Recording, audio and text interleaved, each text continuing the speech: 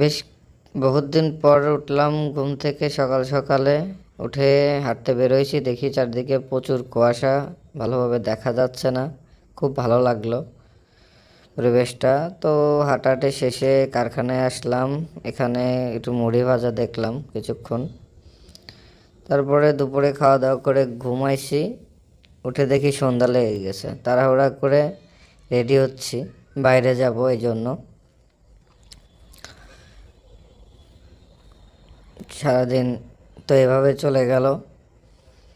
তো রেডি হওয়া শেষে এখন চলে আসছি স্টেশনে পিঠা খাইতে। এখানে শীতের পিঠা খাবো। পিঠা খাওয়া শেষ করে আসলাম পাংশা চন্দনা সুইটসে। এখানে আমি আমার পছন্দের একটা খাবার ভাজা দিয়ে বুন্দিয়া, আমার খুবই পছন্দের একটা খাবার। তো এখানে বসে আস্তে ধীরে খাইলাম, আর পাশাপাশি টিভি চলতেছিল, একটু টিভি দেখলাম। যেহেতু খাবারটা আমার খুবই পছন্দের, ভালো লাগে, এই জন্য আমি একটু তৃপ্তি করে খাচ্ছি। বেশি খাওয়ার জিনিস না, অল্পতেই তৃপ্তি যেভাবে হয় সেভাবেই টুকটুক করে খাইলাম কিছু সময় ধরে।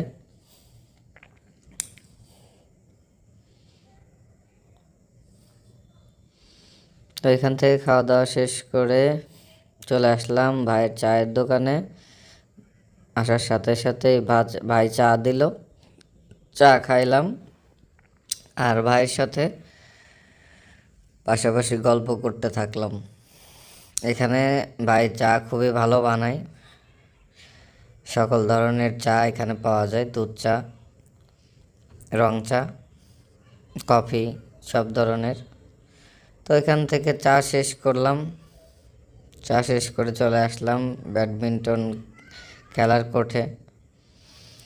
কারণ শীতের সময় ব্যাডমিন্টন না খেললে আসলে শীতের ফিলিংসই হয় না। এই জন্য প্রতি বছরই আমরা চেষ্টা করি এলাকায় ব্যাডমিন্টন খেলার আয়োজন করতে।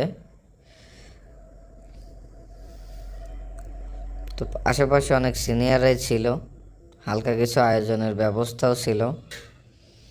তো মোটামুটি সবাই খেলতে আসে, এই জন্য ভালো লাগে। তো কিছুক্ষণ খেললাম, খেলাধুলা শেষ করে রাত হয়ে গেছে, বাসায় চলে আসছি। আল্লাহ হাফেজ।